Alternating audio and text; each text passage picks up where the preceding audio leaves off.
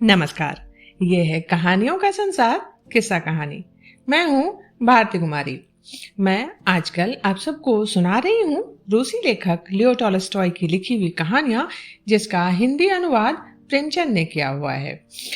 उसी कड़ी में आज की कहानी, जिसका शीर्षक है क्षमादान। दिल्ली में भागीरथ नाम का एक युवक सौदागर रहता था। वहाँ उसकी अपनी 2 दुकानें और एक रहने का मकान भी था। वो बहुत ही सुंदर था। उसके बाल कोमल, चमकीले और घुंघराले थे। वो बहुत हंसोड़ और गाने का बहुत प्रेमी था। लेकिन युवावस्था में उसे शराब पीने की लत पड़ गई थी।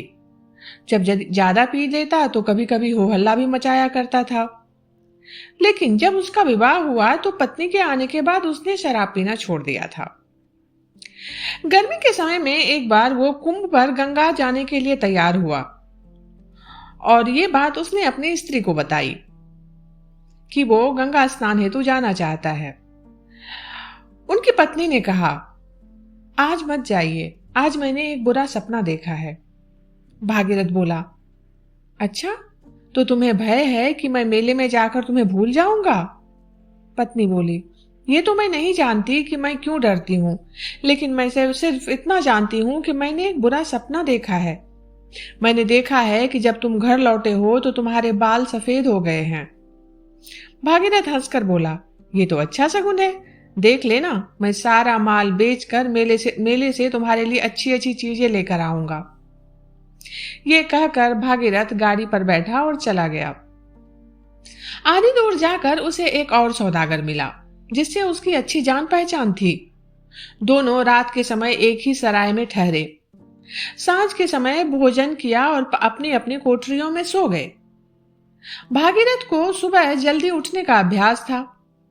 उसने विचार किया कि जितनी जल्दी उठूंगा, ठंडे ठंडे राह पर चल लूंगा तो थोड़ी गर्मी कम लगेगी। तो इसलिए वो बहुत सवेरे उठा, गाड़ी तैयार कराई और चला गया। लगभग 25 कोस जाने के बाद घोड़ों को आराम देने के लिए वो एक सराय में ठहरा और आंगन में बैठकर सितार बजाने लगा। तभी अचानक एक गाड़ी आई। पुलिस का एक कर्मचारी और 2 सिपाही उतरा।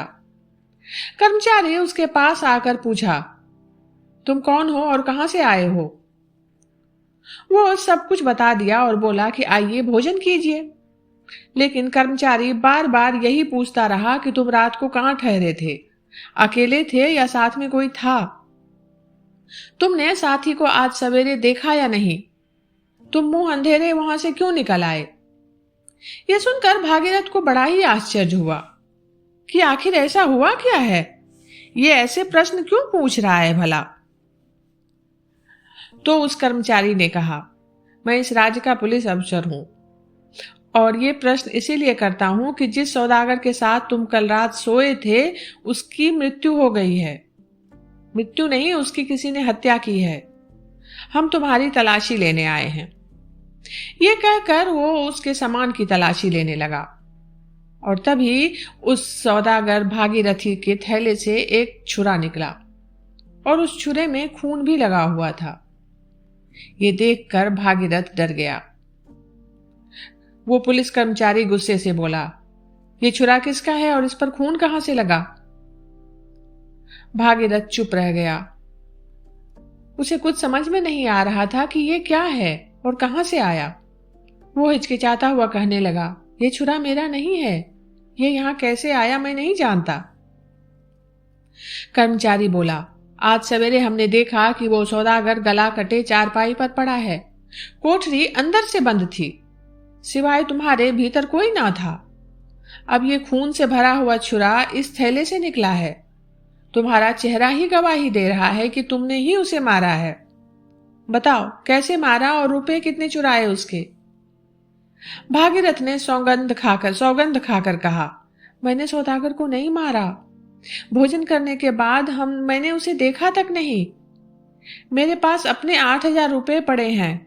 ये छुरा मेरा नहीं है। लेकिन उसका चेहरा जर्द पड़ा हुआ था। उसकी बातें उखड़ी हुई सी लग रही थी। डर से कांप रहा था भागीरथ। पुलिस अफसर ने सिपाहियों को हुक्म दिया कि इसकी मुश्कें कसकर गाड़ी में डाल दो। जब सिपाहियों ने उसकी मुश्कें कसी तो वो रोने लगा। अफसर ने पास के थाने में ले जाकर उसका रुपया पैसा छीन उसे हवालात में दे दिया। इसके बाद दिल्ली में उसके चाल चलन की जांच की गई। सब लोगों ने यही कहा कि पहले वो शराब पीकर बकझक किया करता था, लेकिन अब उसका व्यवहार बहुत अच्छा है। अदालत में तहकीकात होने पर उसे रामपुर निवासी सौदागर का वध करने और 20,000 रुपये चुरा लेने का अपराधी ठहराया गया। भागीरथ की पत्नी को इस बात पर विश्वास ही नहीं होता था। उसके बालक अभी छोटे छोटे थे, एक तो अभी दूध ही पीता था। वो सबको लेकर पति के पास पहुंची। पहले तो कर्मचारियों ने उसे मिलने की आज्ञा ना दी, परंतु बहुत विनय करने के बाद आज्ञा मिली और पहरे वाले उसे कैद घर में ले गए। ज्यों ही उसने अपने पति को बेड़ी पहने हुए चोरों और डाकुओं के बीच बैठा हुआ देखा, वो बेसुध होकर धरती पर गिर पड़ी। थोड़ी देर बाद उसे होश आया।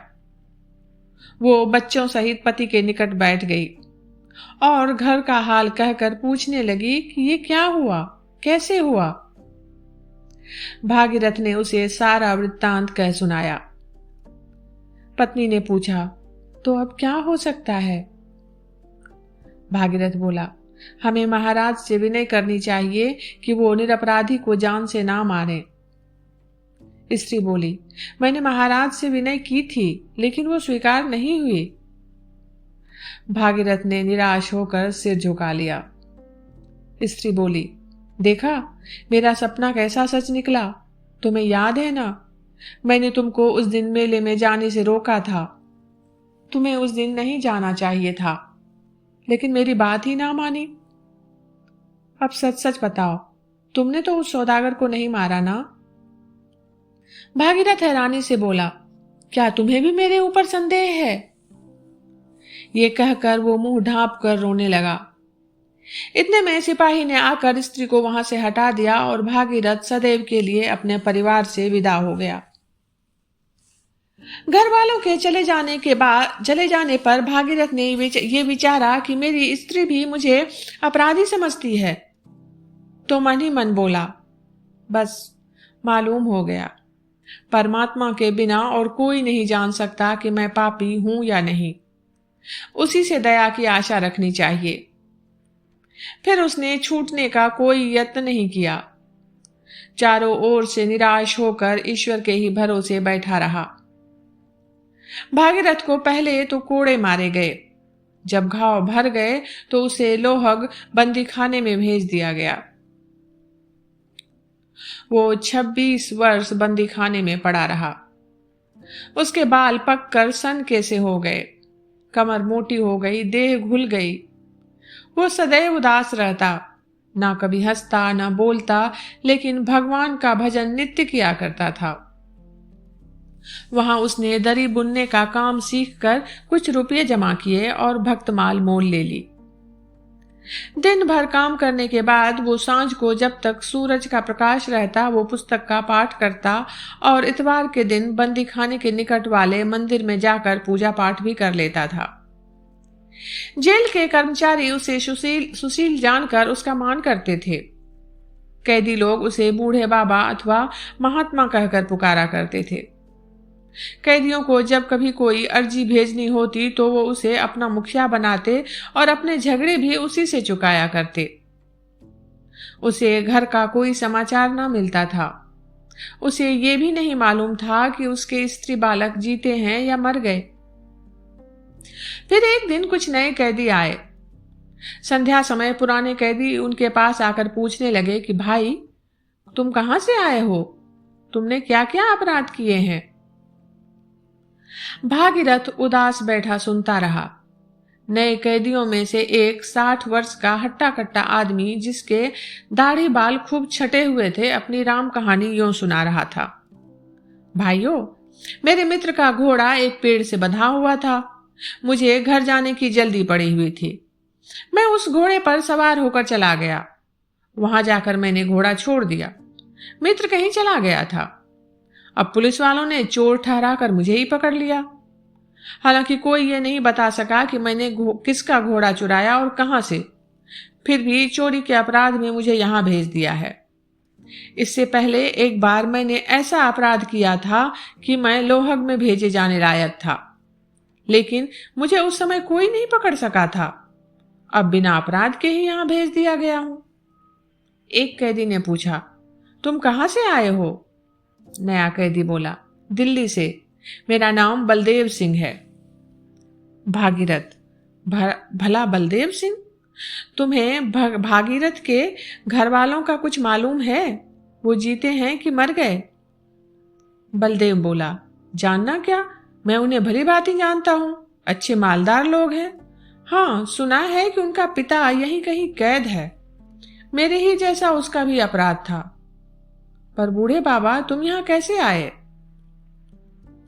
भागीरथ ने उससे अपनी विपत्ति कथा ना कही, केवल हाय कहकर बोला, मैं अपने पापों के कारण 26 वर्ष से यहां पड़ा सड़ रहा हूं। बलदेव, कैसा पाप, मैं भी तो सुनूं। भागीरथ बोला, भाई जाने दो, पापों का फल अवश्य भोगना पड़ता है। वो और कुछ ना कहना चाहता था, लेकिन दूसरे कैदियों ने बलदेव को सारा हाल कह सुनाया कि वो एक सौदागर का वध करने के अपराध में यहां कैद है। बलदेव ने यह हाल सुना तो भागीरथ को ध्यान से देखने लगा। घुटने पर हाथ मारकर बोला, वाह वाह, बड़ा अचरज है। लेकिन दादा, तुम तो बिल्कुल बूढ़े हो गए। दूसरे कैदी बलदेव से पूछने लगे कि तुम भागीरथ को देखकर चकित क्यों हुए? तुमने क्या पहले कहीं उसे देखा है? लेकिन बलदेव ने उत्तर नहीं दिया। भागीरथ के मन में यह शंका उत्पन्न हुआ कि शायद बलदेव रामपुरी सौदागर के असली मारने वाले को जानता है। वो बोला, बलदेव सिंह, क्या तुमने ये बात सुनी है और मुझे भी पहले कहीं देखा है? बलदेव बोला, वो बातें तो सारे संसार में फैल रही हैं, तो मैं कैसे नहीं जानता। बहुत दिन बीत गए, अब मुझे कुछ याद नहीं है। भागीरथ ने पूछा, तो क्या तुम्हें मालूम है कि उस सौदागर को किसने मारा था? बलदेव ने हंसकर कहा, जिसके थैले में छुरा निकला वही उसका मारने वाला। अब यदि किसी ने थैले में छुरा छुपा भी दिया हो तो जब कोई पकड़ा ना जाए तो उसे चोर कौन कह सकता है?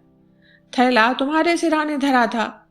यदि कोई दूसरा पास आकर छुरा थैले में छिपाता तो तुम अवश्य जाग जाते ना। ये बातें सुनकर भागीरथ को निश्चय हो गया कि सौदागर को इसी बलदेव ने मारा है। वो उठकर वहां से चल दिया, पर सारी रात जागता रहा। दुख से उसका चित्त व्याकुल हो रहा था। उसे अनेक प्रकार की बातें याद आने लगी। पहले स्त्री की उस समय की सूरत दिखाई दी जब वो उसे मेले में जाने से मना कर रही थी। सामने ऐसा जान पड़ा कि वो खड़ी है। उसकी बोली और हंसी तक सुनाई दी। फिर बालक दिखाई पड़े। फिर युवावस्था की याद आई। कितना प्रसन्न चित्त था। कैसे वो आनंद से द्वार पर बैठा सितार बजाया करता था। और फिर वो सराय दिखाई दी जहां वो पकड़ा गया। तब वो जगह सामने आई जहां उस पर कोड़े लगे थे। फिर बेड़ी और बंदी खाना, फिर बुढ़ापा और 26 वर्ष का दुख।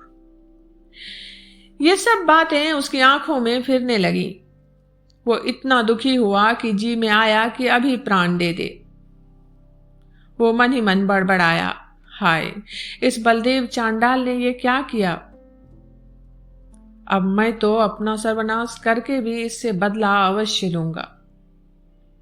सारी रात भजन करने पर भी उसे शांति नहीं मिलती। दिन में उसने बलदेव को देखा तक नहीं। 15 दिन बीत गए।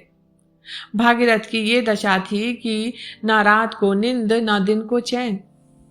वो क्रोधाग्नि में जल रहा था। एक रात वो जेल खाने में टहल रहा था कि उसने कैदियों के सोने के चबूतरे के नीचे से मिट्टी गिरते हुए देखी। वो वहीं ठहर गया कि देखूं मिट्टी कहां से आ रही है। अचानक ही बलदेव चबूतरे के नीचे से निकल आया और डर से कांपने लगा। भागीरथ आंखें मूंद कर आगे जाना चाहता था कि बलदेव ने उसका हाथ पकड़ लिया और बोला, देखो, मैंने जूतों में मिट्टी भर के बाहर फेंक कर ये सुरंग बनाई है, पर चुप रहना, मैं तुमको भी यहां से भगा देता हूं। यदि शोर करोगे तो जेल के अफसर मुझे जान से मार डालेंगे। लेकिन याद रखो कि मैं तुम्हें मारकर ही मरूंगा, यूं ही नहीं मरूंगा। भागीरथ अपने शत्रु को देखकर क्रोध से कांप उठा और हाथ छुड़ाकर बोला, मुझे भागने की इच्छा नहीं है, और मुझे मारे तो तुम्हें 26 वर्ष हो चुके हैं। रही ये हाल प्रकट करने की बात, तो जैसी परमात्मा की आज्ञा होगी वैसा ही होगा। अगले दिन जब कैदी बाहर काम करने गए तो पहरे वालों ने सुरंग की मिट्टी बाहर पड़ी देख ली। खोज लगाने पर सुरंग का पता चल गया। हाकिम सब कैदियों से पूछने लगे, पर किसी ने ना बतलाया, क्योंकि वो जानते थे यदि बतला दिया तो बलदेव मारा जाएगा। अफसर भागीरथ को सत्यवादी मानते थे, इसलिए उससे पूछने लगे, बूढ़े बाबा आप सच्चे आदमी हैं, सच सच बताइए ये सुरंग किसने बनाई है? बलदेव पास ही ऐसे खड़ा था जैसे कुछ जानता ही ना हो। भागीरथ के होंठ और हाथ कांप रहे थे। वो चुपचाप विचार करने लगा, जिसने मेरा सारा जीवन नाश कर दिया उसे क्यों छुपाऊं, उसे क्यों मैं पुलिस से बचाऊं? दुख का बदला दुख, उसे भी अवश्य दुख भोगना चाहिए। लेकिन बतला देने पर तो वो फिर बचेगा ही नहीं। शायद ये सब मेरा भ्रम मात्र हो, सौदागर को किसी और ने ही मारा हो। यदि इसने ही मारा तो इसे मरवा देने से भला अब मुझे क्या लाभ होगा? अफसर ने फिर पूछा, बाबा चुप क्यों हो गए, बताते क्यों नहीं? भागीरथ ने कहा, मुझे कुछ नहीं पता, आप खुद पता कर लें। हाकिम ने बार बार पूछा, लेकिन भागीरथ ने कुछ भी नहीं बताया। बात टल गई। उसी रात जब भागीरथ अपनी कोठरी में लेटा हुआ था, बलदेव चुपके से भीतर आकर बैठ गया।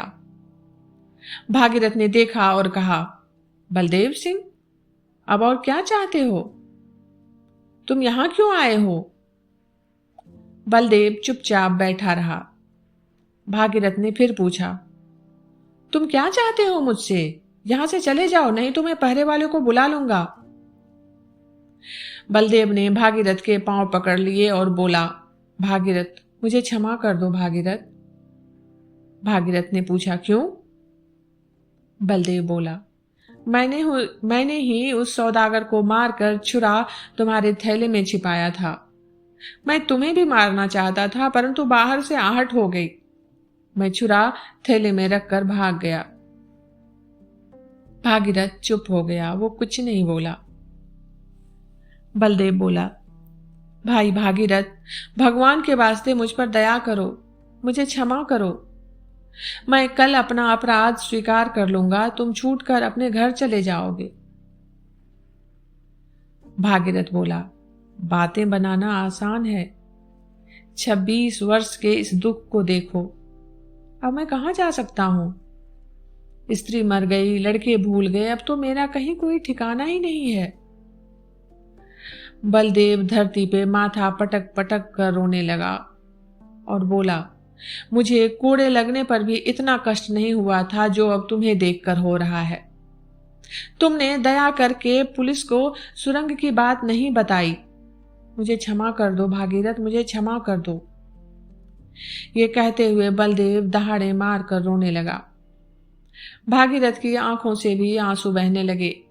वो बोला, परमात्मा तुम पर दया करे। कौन जाने कि मैं अच्छा हूं या तुम अच्छे हो। मैंने तुम्हें क्षमा किया। अगले दिन बलदेव सिंह ने स्वयं कर्मचारियों के पास जाकर सारा हाल सुनाकर अपना अपराध मान लिया। लेकिन भागीरथ को छोड़ देने का जब पैगाम आया तो भागीरथ तब तक ये दुनिया ही छोड़ चुका था। ये कहानी इतनी ही। अभी आप सुन रहे थे भारती कुमारी की आवाज में लियो टॉलस्टॉय की लिखी हुई कहानी क्षमादान। जल्दी ही मिलती हूँ अगली कहानी के साथ। तब तक आप किस्सा कहानी चैनल से जुड़े रहिए। लाइक, कमेंट, सब्सक्राइब जरूर कीजिए।